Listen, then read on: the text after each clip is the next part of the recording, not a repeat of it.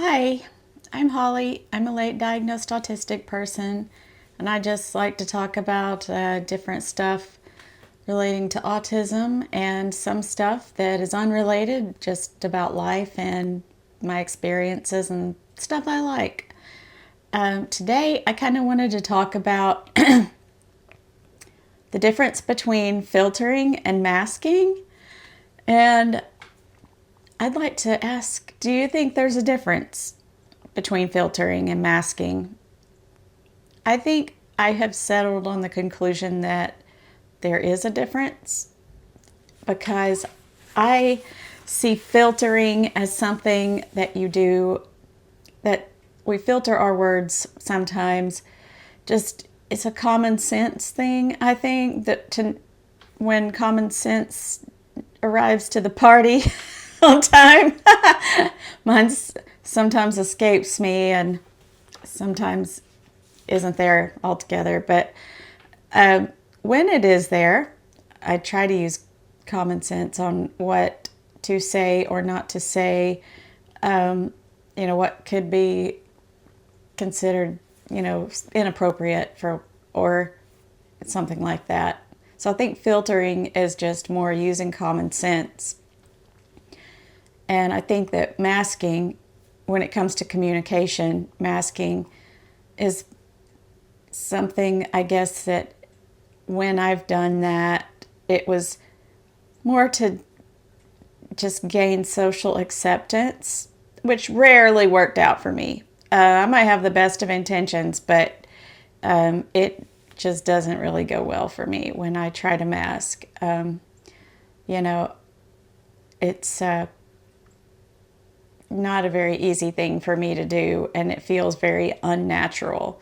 Filtering feels more natural. It feels more like something I know I should do, whereas masking is something, it just seems like it's more like, yeah, you don't, it's not a necessity.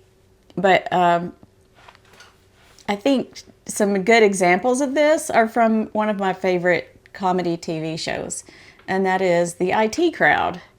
And it's one example from where I think masking could be considered, and masking going very wrong is when Roy goes to a funeral and he asks Jen, or he says to Jen, "I never know what to say at these things."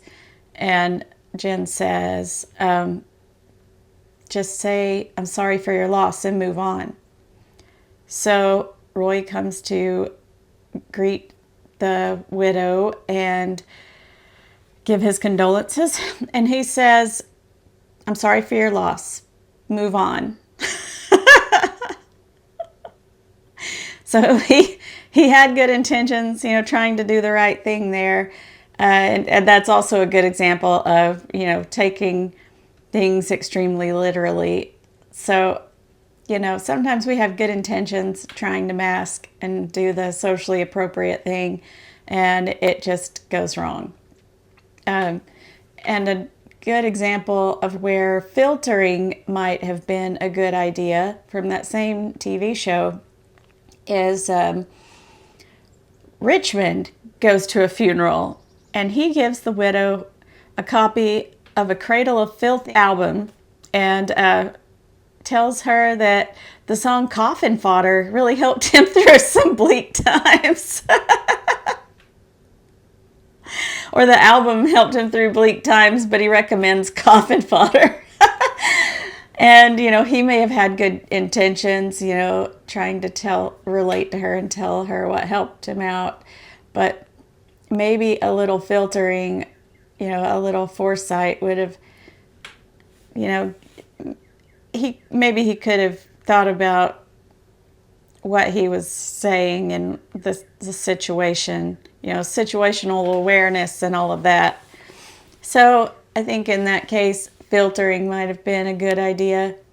And but those are just two kind of amusing examples of where what I would consider to be, masking and, versus going without a filter.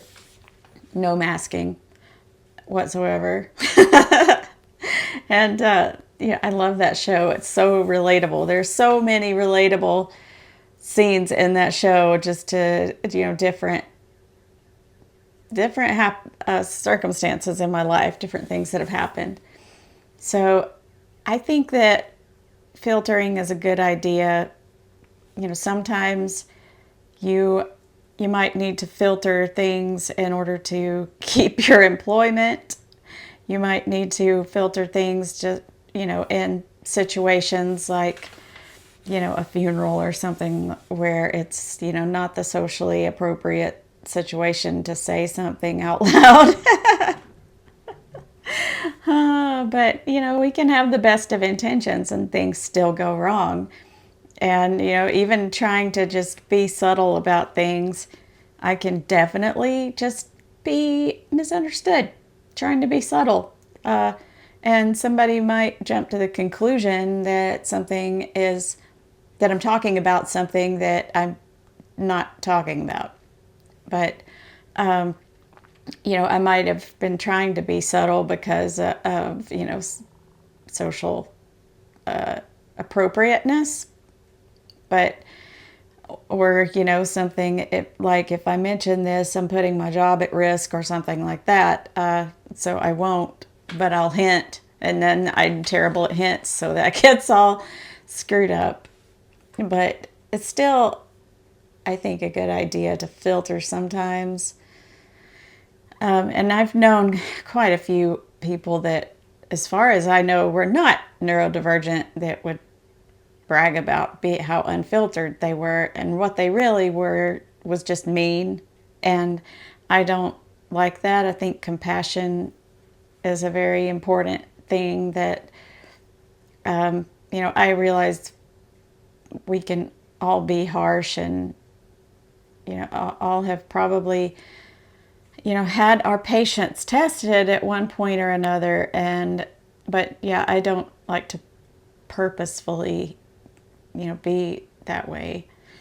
So that's not the type of unfiltered that I'm talking about. But, if you're unfiltered and you're saying things, like Richmond, you have good intentions, like, this really helped me out in those dark times. I relate to that because I love like melodic death metal, and Insomnium is one of those bands that has really, really helped me through dark times. One of their songs, Through the Shadow, is one that definitely has helped me out. And there's different, different songs of theirs that are really, Twilight Trails is one of my favorites. But I guess this episode, if you can call it that, is also going to be about music. So that's fun. Yeah, so but I think I would know not to mention that. I mean, I guess there's some situations where that might be okay to mention in a funeral. You can mention it at mine, that's totally fine. But please do, by all means. That would be pretty funny. But I don't think, like, anyone that I know personally, I don't think that would be like the most appropriate thing to bring up. But so that filtering is just whenever you use common sense to say, should I say this? And, arrive at the correct conclusion. And then masking would be more like if you're trying to maybe suppress things, that you suppress your thoughts or suppress your opinions or anything like that to gain social acceptance. There's a time and a place for everything, but masking is difficult, and it has a lot of discomfort associated with it. So, Linda mentioned to me, thank you, Linda, that we really use a lot of spoons trying to enforce the our own standards of behavior on ourselves. And that's where I think self-censorship comes in for me. And, I don't want to hurt anyone's feelings. I don't want to offend anyone. And I don't have like bad thoughts that I'm policing. I just know that there are some people out there that could be hurt or offended if they take something the wrong way or misunderstand it. And I'm, used to being misunderstood as an autistic person, late diagnosed autistic person. Misunderstanding is just one of those things that I've had to deal with. I fear it, but I know that it's inevitable, so I just accept that it's inevitable. But I still worry about it and worry about how it could be perceived. And so she mentioned, that it takes a lot of energy to enforce that code of conduct that we have for human behavior. And, I have certain standards of human behavior that I try to impose on myself so as not to be a hypocrite. But, that does take a lot of effort and energy. and I'm human, so I'm flawed and I make mistakes. And, I try to realize that we can all be hypocrites and that everyone makes mistakes. And, try to extend that, forgiveness that I might offer someone else to myself also whenever I do make mistakes. And, but that doesn't mean I don't want to correct the mistakes and, and prevent them. Prevention is the number one thing, like prevent misunderstandings if I can. And that's, but that's where I'm walking this line between filtering and masking when it comes to self-censorship. And, I think it's important to know what you don't know. And there are, a lot of people that don't know what they don't know. And all I know is that I don't know. So here we go with music again. One of my favorite bands as a teenager was the band Tool. And I still like Tool. I still really like them and listen to them fairly frequently. But one of the songs that always stood out to me was Eulogy. And if you're not familiar with the band or the song, Eulogy is about a guy that basically just has an opinion on everything and is really loud, and he's very self-righteous. So the song says he had a lot to say. He had a lot of nothing to say. And the song goes on to say, ranting and pointing his finger at everything but his heart. And, it talks about how the singer says, I can't really remember everything he said, but it was loud. And I think one of my biggest fears has been to be the eulogy guy. I'm like, man, that guy sucks. That guy really sucks. I don't want to be like that. I do not want to be the eulogy guy.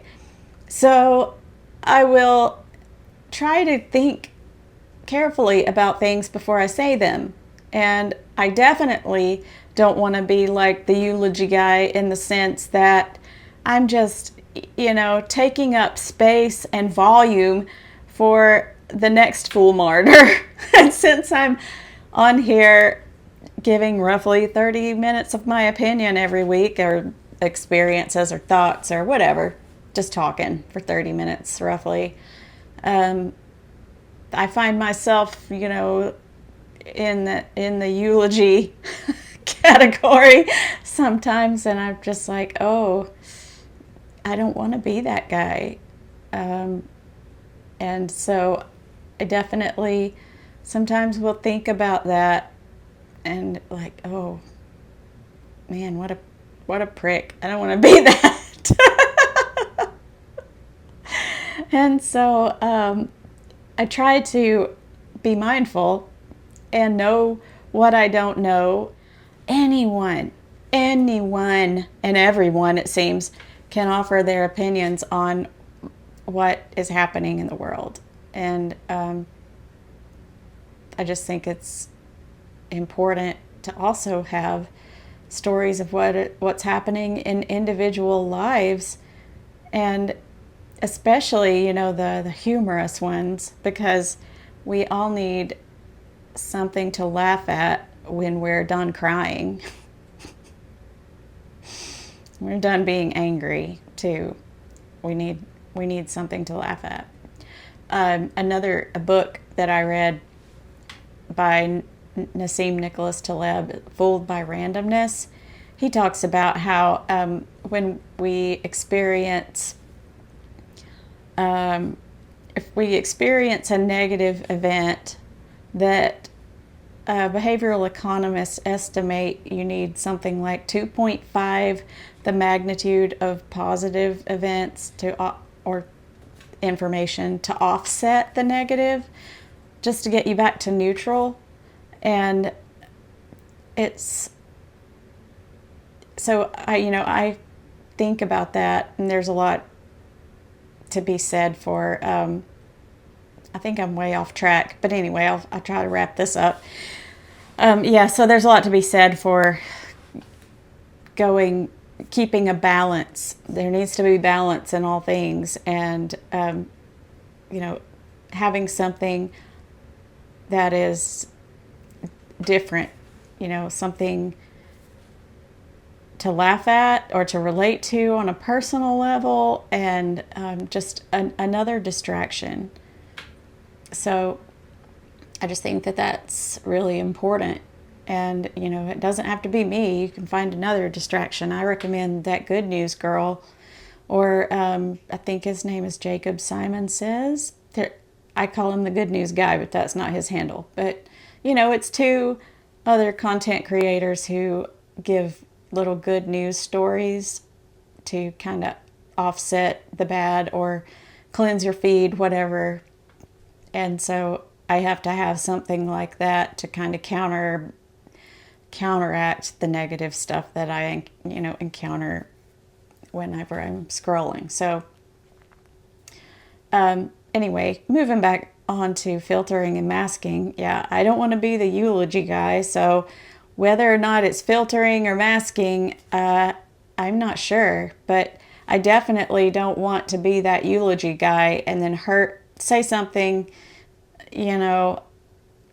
and hurt a cause that I care about, because I'm much better in writing, and I can support my causes in writing much better than I can with unskillful and clumsy speech.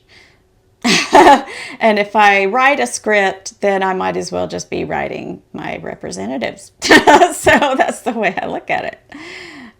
And so, I just think about the effect that my words are going to have on individuals. I'm aware that some people watching may have rejection-sensitive dysphoria. And if I just make an offhand comment that's critical, it could hurt someone. And I don't want to do that. And, even if I mean absolutely nothing personal by it and don't know that person personally, I don't want, by chance to, hurt somebody with my words. And I'd much rather make people laugh, or fail attempting to make people laugh. But so